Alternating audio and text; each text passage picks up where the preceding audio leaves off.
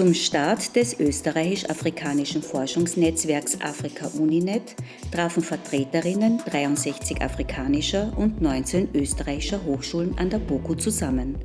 Die Universität für Bodenkultur Wien hat eine lange Tradition in der Zusammenarbeit mit afrikanischen Universitäten, sowohl in der Forschung als auch in der Ausbildung von Studierenden. Der Auftrag für den Aufbau des Afrika-Uninetzes von Seiten des Ministeriums bedeutet für uns als BOKU eine Wertschätzung und eine Anerkennung unserer Arbeit in Afrika.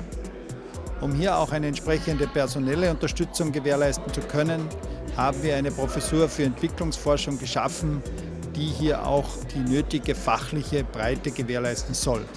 Am Vorabend der konstituierenden Sitzung der Generalversammlung des Afrika Uninet lud Rektor Hubert Hasenauer zu einer Podiumsdiskussion ins Wilhelm-Exner-Haus.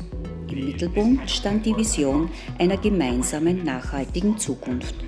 Der ÖAD fördert schon seit mehreren Jahren, ein Jahrzehnt lang schon, Kooperationen im wissenschaftlichen Bereich zwischen afrikanischen und österreichischen Universitäten, Hochschulen, und da haben wir ein breites Netzwerk aufgebaut, das wir hier mit einbringen können in das Afrika Uninet.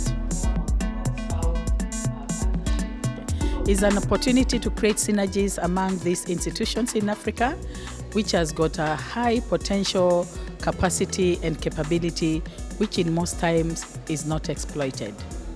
Das Bundesministerium hat ganz klar auch in diesem und dem letzten Regierungsprogramm auch einen Afrika-Schwerpunkt vorgesehen. Das hat sich auch im High-Level-Forum während der Ratspräsidentschaft manifestiert. Und aber das erste konkrete Projekt eben dieses Austria-Africa Uninet, wo wir wirklich schauen wollten, dass wir die Unis zusammenbringen, auch Austausch zusammenbringen. Und da hat die BOKU am meisten Erfahrung, auch am österreichischen Unimarkt. Und die wollten wir natürlich anzapfen und nicht bei Null beginnen, sondern auch schon auf das bestehende Know-how zurückgreifen. Die Caritas Österreich ist sehr stark in der Armutsbekämpfung und in der Hungerbekämpfung in vielen afrikanischen Ländern tätig. Und hier ist es für uns sehr wichtig, gerade eine Kooperation mit der Wissenschaft zu suchen, weil hier Forschungsergebnisse und Hilfestellung für die Umsetzung der Projekte sehr gut geliefert werden kann und das mehr Wirkung erzeugen kann. Afrika steht mit 1,3 Milliarden Menschen und der jüngsten Bevölkerung weltweit vor großen Herausforderungen. Das Ziel des neuen Dialog- und Mobilitätsprogrammes ist eine solide Basis für die Zusammenarbeit von österreichischen und afrikanischen Hochschulen und Forschungseinrichtungen auf Augenhöhe. Erfahrungen zeigen, dass Alumni in ihren Heimatländern erfolgreiche Karrieren in Wissenschaft, Politik, Kunst und in der Verwaltung eingeschlagen haben und zu Multiplikatoren und Vorbildern geworden sind.